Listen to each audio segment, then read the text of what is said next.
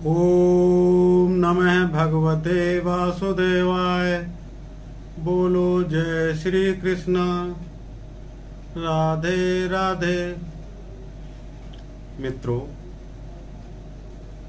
अब तक हम भगवत गीता के प्रथम अध्याय का, जिसमें कि कुल मिलाकर 46 श्लोक हैं, उसका अध्ययन कर चुके हैं। अंतिम श्लोक में शोक संविग्न अर्जुन अपना गांडीव रखकर रथ पर बैठ गए। तत्पश्चात भगवत गीता का दूसरा अध्याय शुरू होता है, जिसे गीता सार या सांख्य योग के नाम से जानते हैं। सांख्य योग नामक इस अध्याय में हमें गीता के संपूर्ण तत्व ज्ञान का सार मिलता है। इसके प्रथम 10 श्लोकों में उन परिस्थितियों का वर्णन है जिसमें अर्जुन पूर्ण रूप से भगवान के सामने आत्मसमर्पण करता है। इसके पश्चात 11वें श्लोक से 46वें श्लोक तक सांख्य योग का निरूपण है।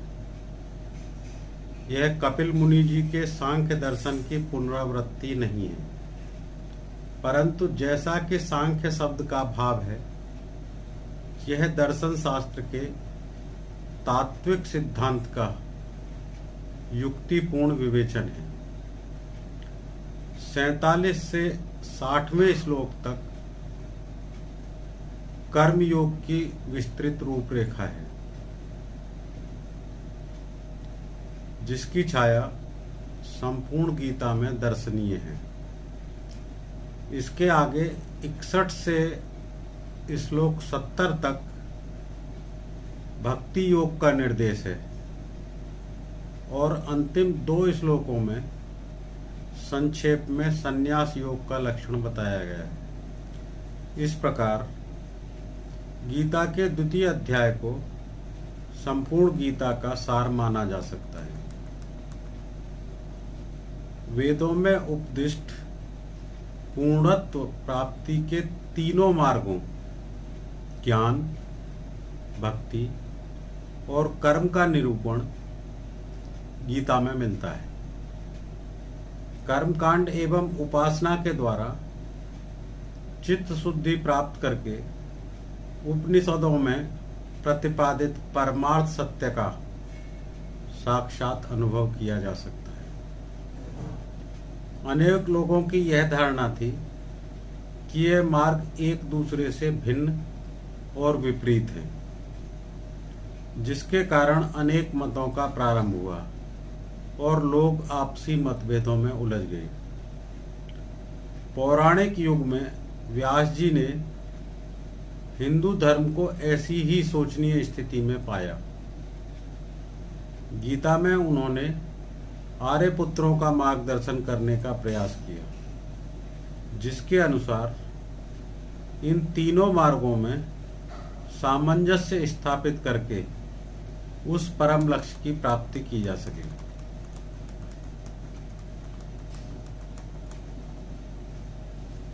अर्जुन के शोक संविग्न होकर रथ पर बैठने के पश्चात संजय ने धृतराष्ट्र से कहा, तम तथा कृपयाविष्टम अश्रुपूर्णा कुलेक्षणम विषीदन्तम इदं वाक्यम उवाच मधुसूदनः। तम अर्जुन के प्रति तथा इस प्रकार कृपया करुणा से आविष्टम अभिभूत होकर अश्रु पूर्ण आकुल आंसुओं से पूर्ण ईक्षणम नेत्र विषीदंतम शोकयुक्त इदम यह वाक्यम वचन उवाच कहा मधुसूदन मधु का वध करने वाले कृष्ण ने। संजय ने कहा करुणा से व्याप्त शोकायुक्त अश्रुपूरित नेत्रों वाले अर्जुन को देखकर मधुसूदन कृष्ण ने ये शब्द कहे। Sanjay said, seeing Arjuna full of compassion, his mind depressed, his eyes full of tears, Madhusudana Krishna spoke the following words.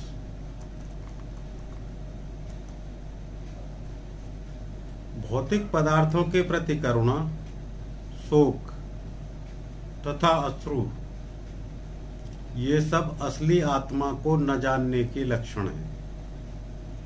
शाश्वत आत्मा के प्रति करुणा ही आत्म साक्षात्कार है। इस श्लोक में मधुसूदन शब्द महत्वपूर्ण है।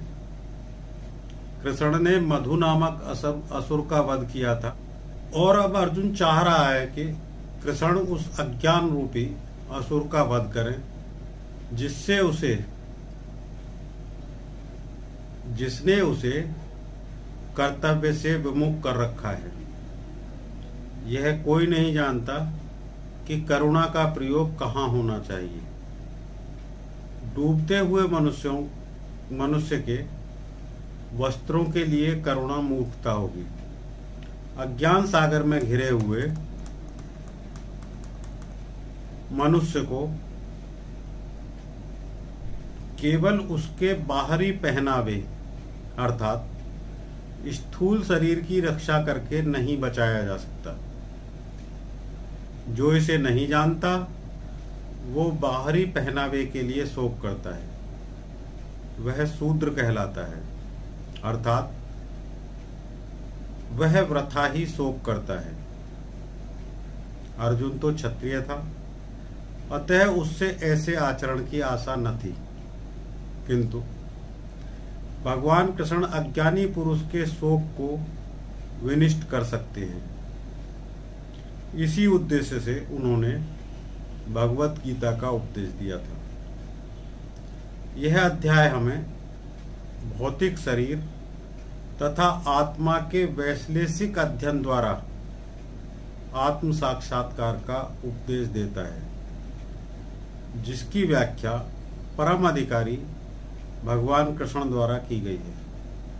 यह साक्षात्कार तभी संभव है जब मनुष्य निष्काम भाव से कर्म करे और आत्मबोध को प्राप्त हो। श्री भगवान उवाच।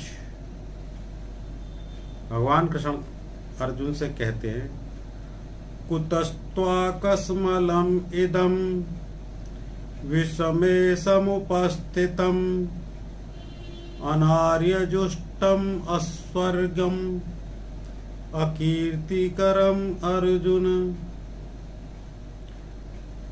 भगवान उवाच। श्री भगवान ने कहा, कुतः कहाँ से, त्वा तुझको, कस्मलम गंदगी अज्ञान, इदम यह शोक, विषमे इस विषम अवसर पर, समुपस्थितम प्राप्त हुआ है, अनार्य वे लोग जो जीवन के मूल्यों को सही से नहीं समझते, जुष्टम आचरित, अस्वर्ग्यम उच्च लोकों को जो न ले जाने वाला, अकीर्ति अपयश का, कर्म कारण, अर्जुन हे अर्जुन। श्री भगवान ने कहा, हे अर्जुन, तुम्हारे मन में यह कलमश आया कैसे? यह उस मनुष्य के लिए तनिक भी अनुकूल नहीं है जो जीवन के मूल्यों को जानता हो। इससे उच्च लोक की नहीं अपितु अपयश की प्राप्ति होगी। The Supreme Personality of Godhead said, My dear Arjun,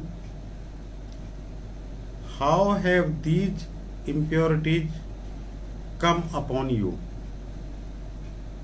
They are not at all befitting a man who knows the value of life.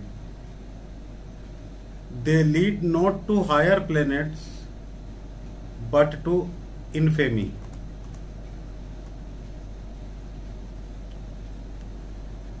Shri Krishna तथा भगवान अभिन्न हैं, इसलिए श्री कृष्ण को संपूर्ण गीता में भगवान ही कहा गया है।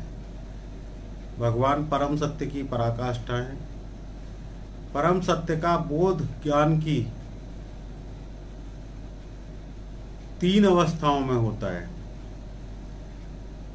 ब्रह्म या निर्विशेष सर्वव्यापी चेतना, परमात्मा या भगवान का अंतर्यामी रूप जो समस्त जीवों के हृदय में है, तथा भगवान या श्री भगवान कृष्ण।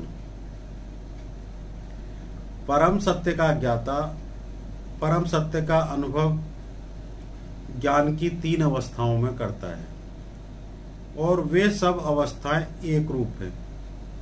ये ब्रह्म, परमात्मा तथा भगवान के रूप में व्यक्त की जाती है। इन 3 दिव्य पक्षों को सूर्य के दृष्टांत द्वारा समझाया जा सकता है, क्योंकि उसके भी 3 भिन्न भिन्न पक्ष होते हैं, यथा धूप प्रकाश, सूर्य की सतह तथा सूर्यलोक स्वयं। जो सूर्य के प्रकाश का अध्ययन करता है वह नौसिखिया है। जो सूर्य की सतह को समझता है वह कुछ आगे बढ़ा हुआ है,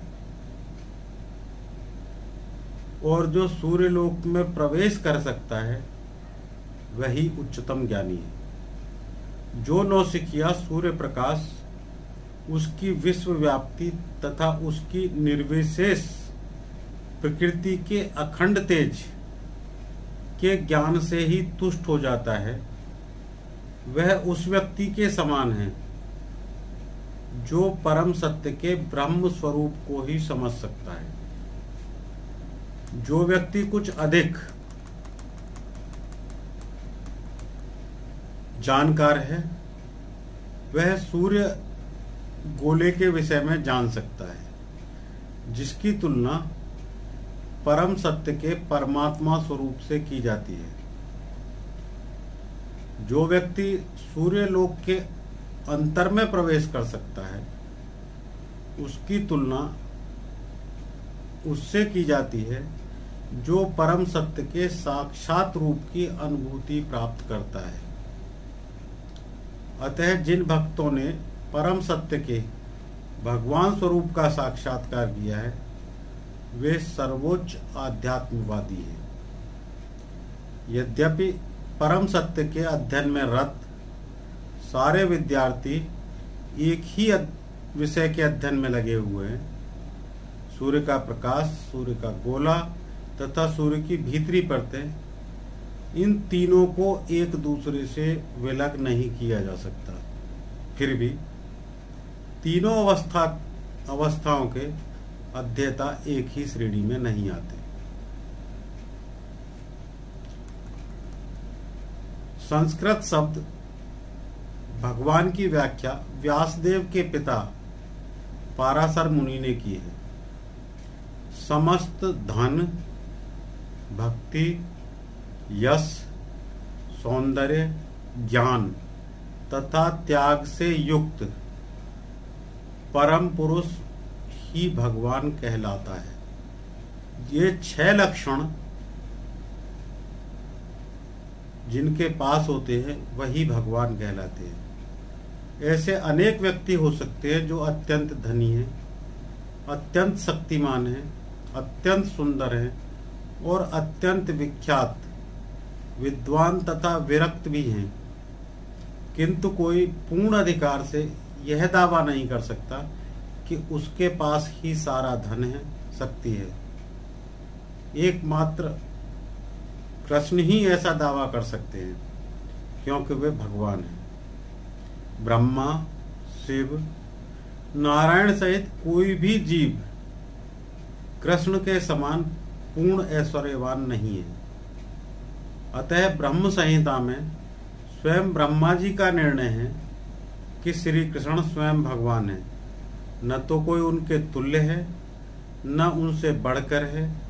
वे आदि स्वामी या भगवान हैं, गोविंद के रूप में जाने जाते हैं और समस्त कारणों के परम कारण हैं। ऐसे अनेक पुरुष हैं जो भगवान के गुणों से युक्त हैं, किंतु कृष्ण परम है, क्योंकि उनसे बढ़कर कोई नहीं है। भगवान की उपस्थिति में अर्जुन द्वारा स्वजनों के लिए शोक करना सर्वथा अशोभनीय है।